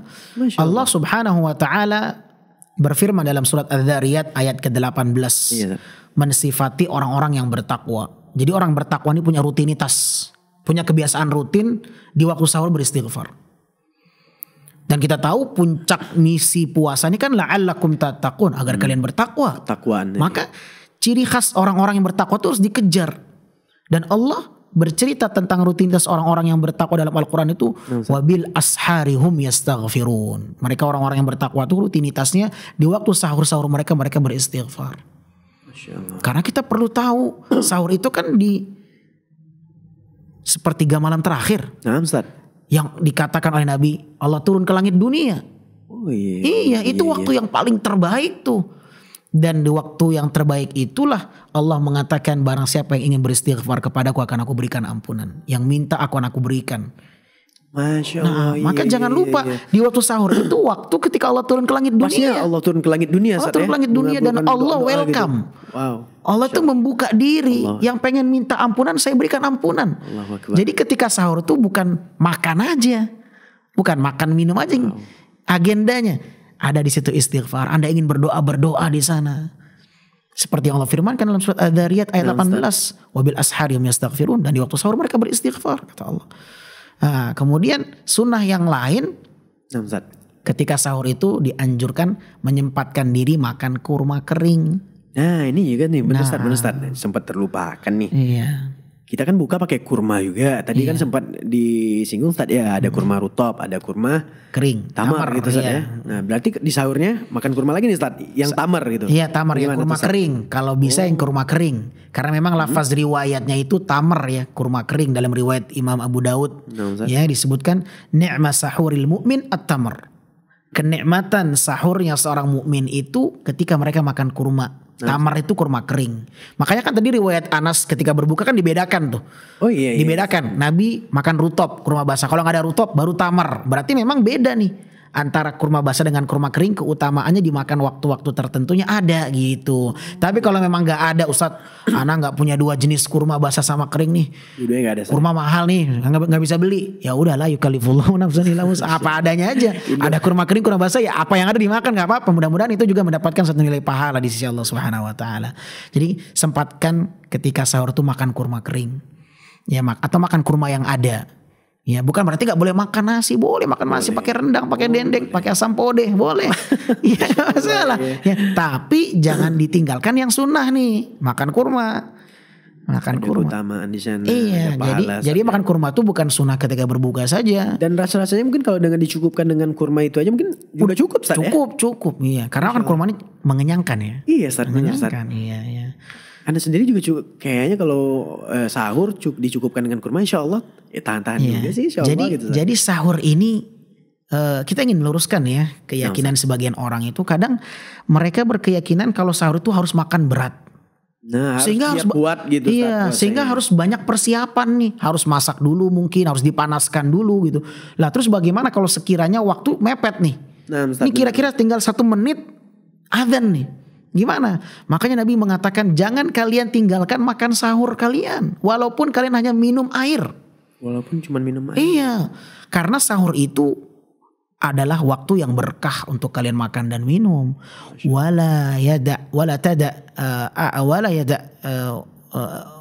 Apa kata Nabi SAW? Wala yada ahadukum as-sahur walau jur'atan mimma. Jangan kalian tinggalkan sahur walaupun kalian hanya meminum air. Kenapa? Karena Allah dan para malaikat senantiasa bersalawat untuk orang-orang yang sahur. Fa innallaha wa malaikatahu yusalluna 'alal mutasahhirin. Makanya jangan tinggalkan sahur.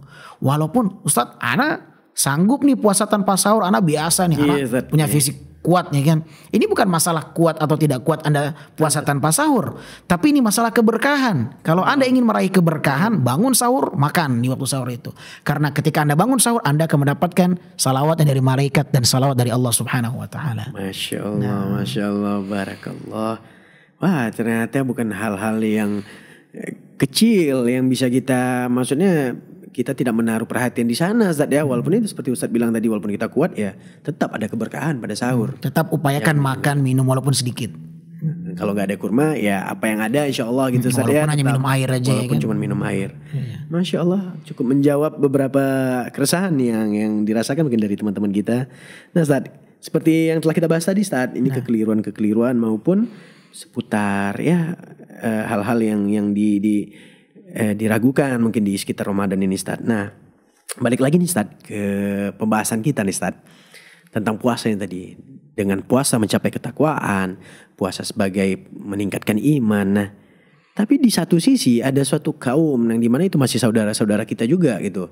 Dan dari teman-teman yang wallahu alam apakah di sana mereka belum mendapatkan info atau ilmu tentang itu, ataupun memang sangat disayangkan ada rasa bermudah-mudahan mereka untuk meninggalkan keutamaan ibadah puasa, namun lebih memilih bermaksiat ketika berpuasa. Nah, jatuhlah itu puasa tapi maksiat gitu. Puasa tapi nggak sholat gitu. Puasa tapi nggak sholat nih Ustaz.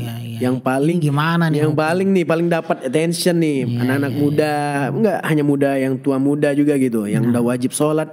Puasa oke Ustaz, sahur bangun ya kan, puasa ya tidur mungkin, main-main ya sesuatu hal yang mungkin tidak bermanfaat, tapi sholat tinggal nih Ustaz. Sholat tinggal ya. Sholat tinggal. Nah ini muncul keresahan kan Ustaz, boleh nggak sih puasa seperti itu? Saya mau puasa tapi saya nggak mau sholat, atau ya udah saya puasa aja nih, puasa saya sah nggak sih kalau saya nggak sholat? Nah, masya Allah, luar biasa ini pertanyaannya. Ada orang puasa tapi nggak sholat ya. Ada. Jadi saya teringat dengan salah satu fatwa yang disampaikan oleh Syekh Shalih bin Utsaimin rahimahullah.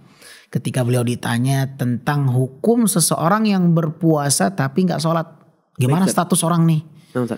Maka Syekh menjawab rahimahullah, hukumnya sama dengan orang yang disebutkan oleh Allah dalam surat At-Taubah ayat 54. Surat At-Taubah ayat 54. Di situ Allah Subhanahu wa taala menceritakan sebab-sebab sholat mereka tidak diterima, infak mereka tidak diterima. Apa penyebabnya?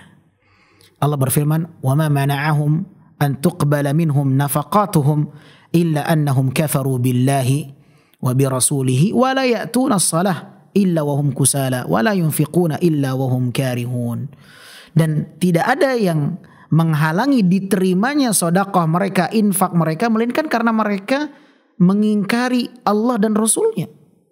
Dan tidak ada yang menghalangi diterimanya sholat mereka, melainkan karena kekufuran mereka.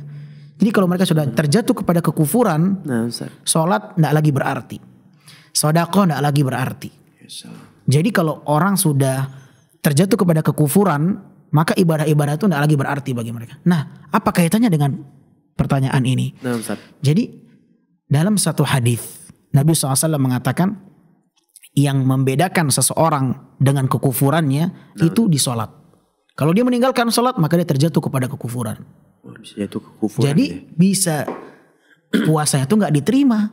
Kenapa? Karena dia meninggalkan sholat yang itu menjadi pembeda seseorang muslim dengan orang kafir. Makanya Syekh Shalih bin Utsaimin mengatakan tidak ada manfaatnya sholat mereka, tidak ada manfaatnya sedekah mereka, yang tidak ada manfaatnya puasa mereka, tidak ada manfaatnya sedekah mereka, infak mereka kalau mereka meninggalkan sholat. Masya Allah. Nah, karena dikhawatirkan dia dihukumi sebagai orang yang telah terjatuh kepada kekufuran. Bisa sampai pada tahap kekufuran itu saja meninggalkan sholat. Meninggalkan sholat. Jadi kalau udah meninggalkan sholat, puasa nggak diterima. Karena sholat ini tiang agama. Kalau tiang agamanya nggak ada, ya nggak punya agama dia. Oh, iya. Iya, hancur, roboh bangunan agama itu. Makanya Syekh Shalih bin Utsaimin mengatakan kalau orang nggak sholat, meninggalkan secara sengaja, ya, dengan berbagai khilaf di kalangan para ulama, ya, ada yang mengatakan dia itu dihukumi kufur, dihukumi kafir kalau dia meninggalkannya secara jahat, betul-betul mengingkari kewajiban sholat baru dikatakan kafir. Ya. Ada yang mengatakan dia dikatakan kafir itu kalau dia meninggalkan sholat walaupun dia tidak mengingkarinya kewajiban, walaupun malas ya kan. Dengan beberapa versi sebagian para ulama. Yang jelas ketika seorang meninggalkan sholat, maka itu adalah satu hal yang berbahaya bagi dia. Dikhawatirkan ibadah-ibadah yang lain tidak akan diterima oleh Allah Subhanahu wa taala. Karena sholat itu tiangnya agama gitu. Iya, kadang jadi sebuah apa ya Ustaz ya? Kita juga bingung karena di dalam aturan syariat jelas sholat yang utama dulu nih. Iya, lebih utama. Makanya lebih dahulu disebutkan dalam rukun Islam. Nah, Ustaz. Syahadat, habis itu sholat, zakat, baru puasa, baru haji. Urutannya seperti itu. Kenapa yang lebih wajib tidak dia kerjakan? Ini Ustaz, itu kenapa dia. sih gitu? Ya makanya. Jadi akhirnya itu. Akhirnya dampaknya buruk ya, pengaruhnya sangat negatif sekali. Maka dikhawatirkan orang yang tidak sholat tidak akan diterima pahala puasanya. Subhanallah, berlindunglah dari hal-hal seperti itu mungkin. Ya bisa diingatkan juga teman-teman, mungkin kalau ada yang temannya atau keluarga yang mungkin Ustaz ya dikasih tahu bahwa sholat dulu yang lebih penting itu Ustaz ya, yang harus ditegakkan baru bersamaan dengan ibadah puasa di bulan Ramadan ini Ustaz ya. Betul. Masya Allah. Bukan berarti ya sholat penting, puasa nggak penting, bukan. Bukan. Bahkan ada orang Muslim nih, orang Muslim dia sholat tapi nggak puasa.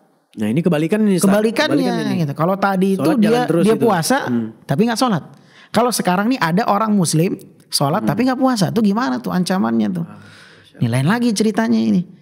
Nah, jadi ada satu ancaman yang sangat-sangat mengkhawatirkan di situ. Untuk orang yang nggak mau puasa. Untuk orang yang nggak mau puasa, padahal dia mampu ya. Kita bicara orang yang mampu berpuasa tapi nggak berpuasa. Mereka tanpa uzur gitu. Tanpa uzur. Kalau ada uzur jelas ya alasannya ya. Ini orang tanpa uzur tapi kok nggak puasa gitu. Ancamannya apa nih? Ada orang saya melihat banyak orang-orang di pasar. Kemarin saya pergi ke pasar gitu kan, ada kajian di sana itu. Saya ngeliat orang, masya Allah gitu kan, Muslim tapi nggak makan di siang hari. Makan di warung nih di pasar. Makan lah, ilaha illallah. Jadi anak teringat dengan hadis Nabi Sallallahu Alaihi Wasallam. Nabi SAW tuh pernah menceritakan salah satu mimpinya ketika beliau tidur.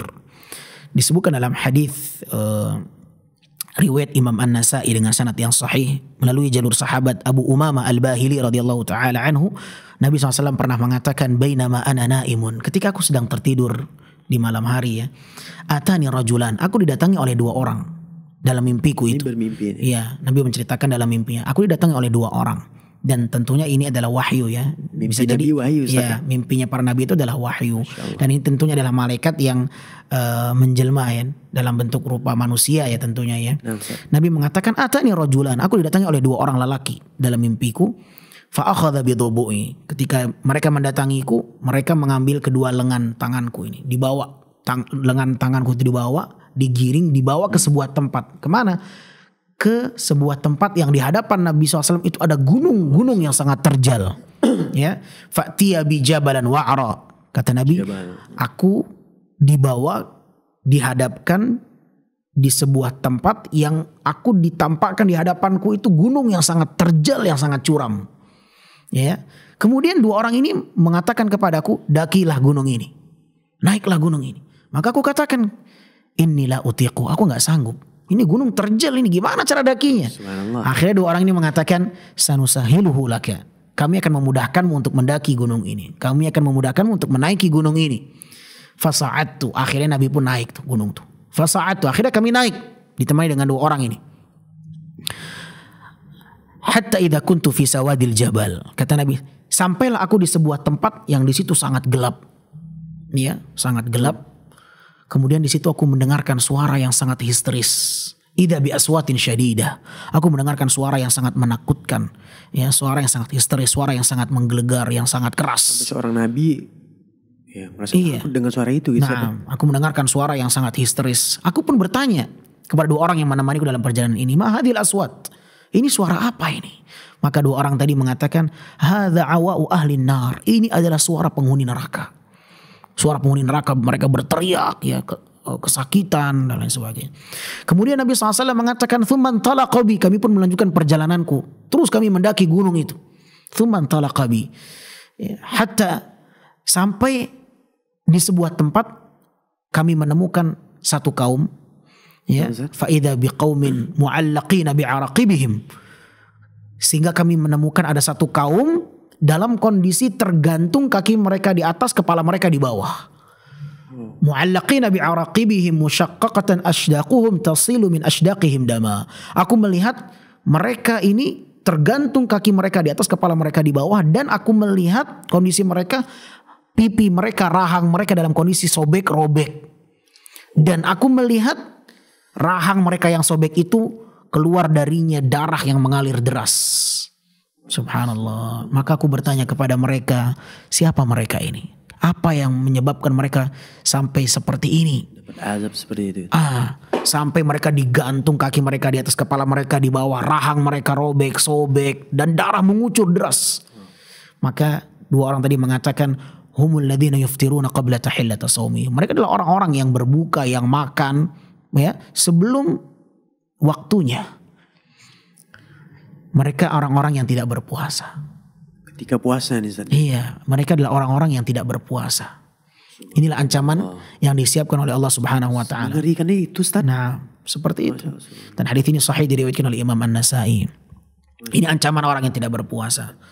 Makanya sangat-sangat disayangkan apabila seorang mengaku muslim akan tapi mereka tidak berpuasa sedangkan ancamannya sedemikian dahsyat. Mengerikan itu. Dengan Nabi merasakan ya kengerian ini Ustaz ya, yang didapatkan azabnya ini. Jadi membatalkan puasa Ustaz, puasa wajibnya di bulan Ramadan ini bukan ya nggak puasa gitu terus dosa tanpa gitu. uzur ya. Gitu. Tanpa uzur. Ya maksudnya kita semua segala dosa pasti yang sangat kita hindari, kita takutkan itu. Tapi kan ada sebagian orang ya udah hal biasa gitu nggak puasa ya udah. Iya, nanti tinggal ganti di hari besok. Nah, itu Ustaz. Iya, itulah dia. Padahal ada azab yang seperti ini tadi dijelaskan Nabi tadi Ustaz. Iya. Subhanallah. Maka tidak boleh seorang tidak berpuasa tanpa ada uzur yang syar'i. Berbeda kalau dia memang dalam kondisi-kondisi yang memang mendapatkan keringanan seperti musafir. Ya kan dia musafir, boleh dia memilih untuk puasa atau tidak. Walaupun safarnya melelahkan dia atau tidak, boleh dia memilih itu. Nah, iya ini karena memang ya sangat disayangkan seperti Ustadz tadi ya. Ustadz juga bercerita ketika di pasar menemukan hal seperti itu. Nah, ini ada yang kebetulan juga lagi viral nih Ustadz. apa tuh? Quotes yang sangat bagus tapi ya menyadarkan sebagian teman-teman nih. Bunyinya seperti ini Ustaz. Ada sebuah foto itu ya di internet bisa kita lihat itu dengan tulisan di tempat makan atau warung seperti itu Ustaz. Ditulis seperti ini. Allah menjanjikan kalian surga tapi kalian memilih warung. Allah udah nyiapkan tempat seindah surga gitu, surga untuk puasa tapi kalian malah milihnya warung nih. Warung itu. Milih berbuka Ustaz. Milih makan. Milih makan. Seharusnya gitu. Puasa gitu ya. Nah, itu Ustaz. Masya Allah ya. Masya Allah itu cukup menyadarkan lagi viral sebenarnya. Cukup menyentuh juga ya. Cukup menyadarkan diri juga. Iya Ustaz. Gitu. Ya, Masya Allah ya. Apakah memang iya kita mempertaruhkan surga kita hanya untuk untuk makan.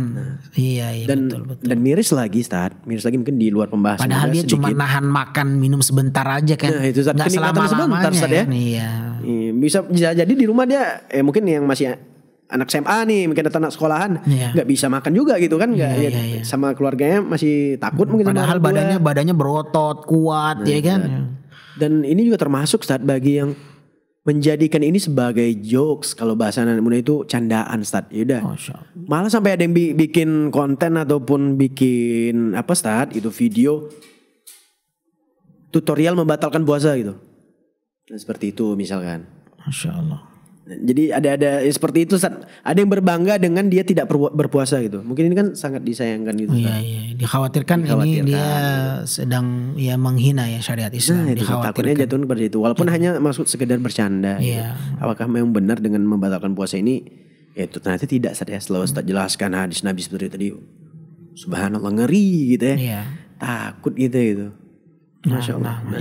Berarti Ustaz hal-hal yang boleh tadi setelah Ustaz jelaskan juga uzur-uzur orang yang boleh tidak berpuasa Ustaz ya. Di antaranya yang telah Ustaz jelaskan tadi. Mungkin ini Ustaz, apa sih sebenarnya hal-hal yang bisa membatalkan Ustaz secara umumnya mungkin tuh yang di dalam ibadah puasa, hal-hal tersebut bisa membatalkan puasa kita gitu di bulan Ramadan Ustaz. Ya, sepakat para ulama seorang yang makan, minum ya kan ini bisa membatalkan puasa. Kemudian infus yang dia sifatnya untuk nutrisi dan gizi. Tapi kalau infus yang sifatnya bukan untuk nutrisi dan gizi maka tidak membatalkan.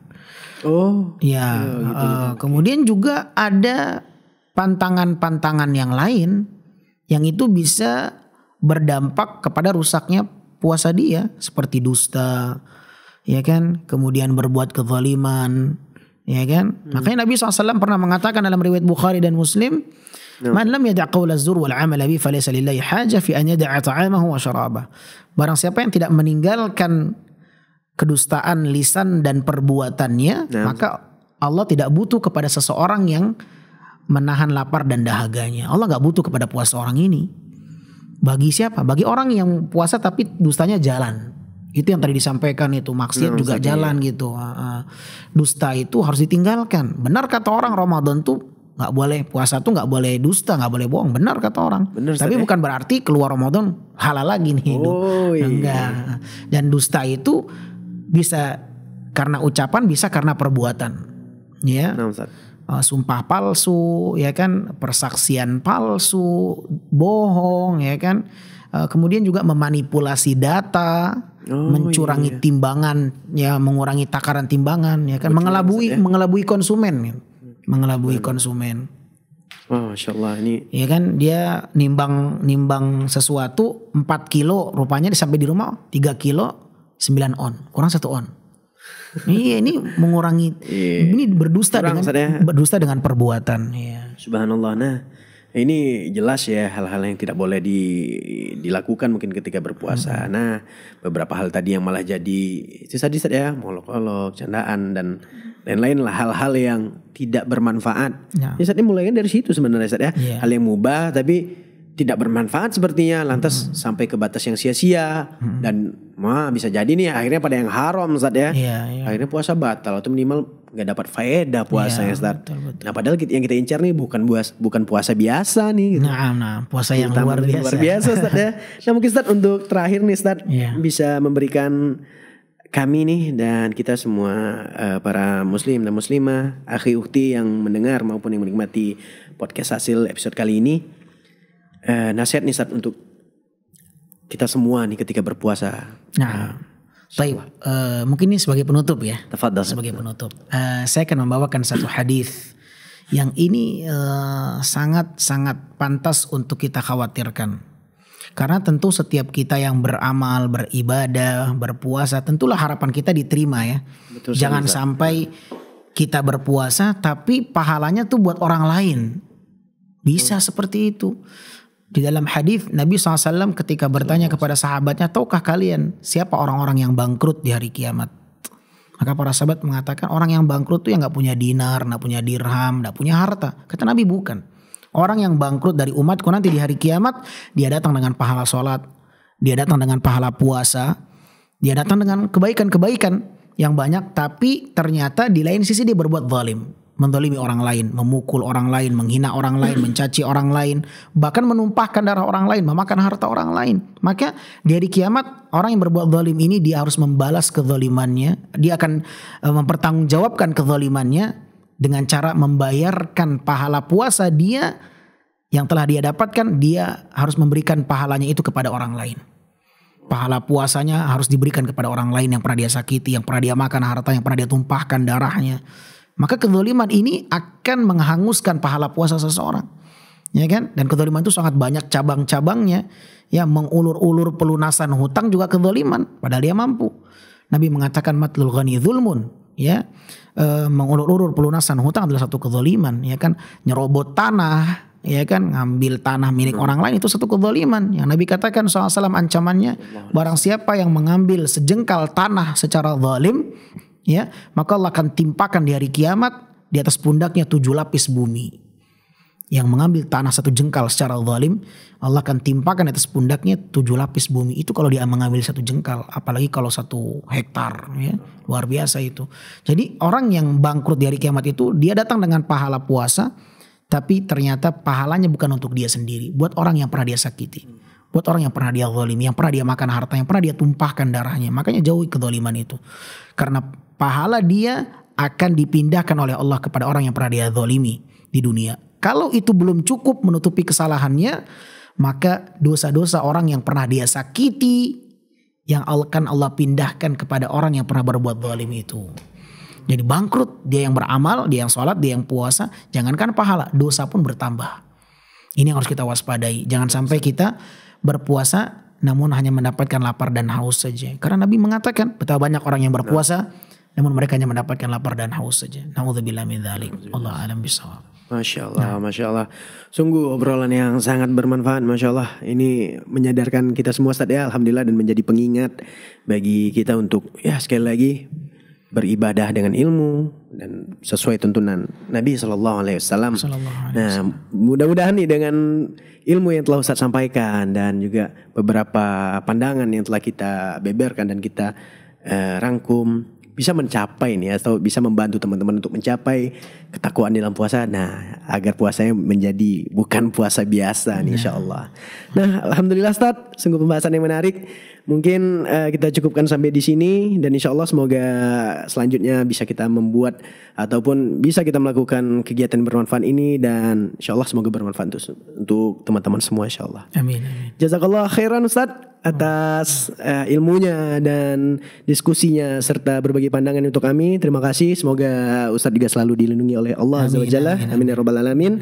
Dan jazakumullah khairan untuk teman-teman yang telah menyaksikan dan mendengarkan podcast Asil TV.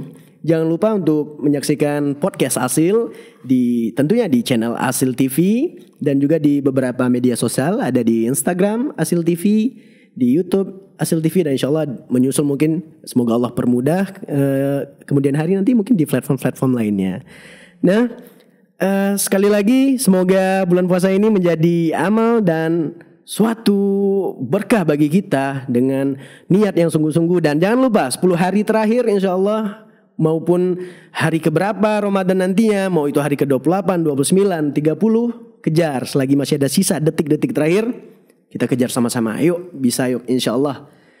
Baiklah, Thayyib, barakallahu fikum. Semoga pembicaraan kali ini mendapatkan berkah dari Allah Subhanahu wa taala. Kita tutup dengan subhanakallahumma wa bihamdika asyhadu an la ilaha illa anta astaghfiruka wa atubu ilaik. Wassalamualaikum warahmatullahi wabarakatuh.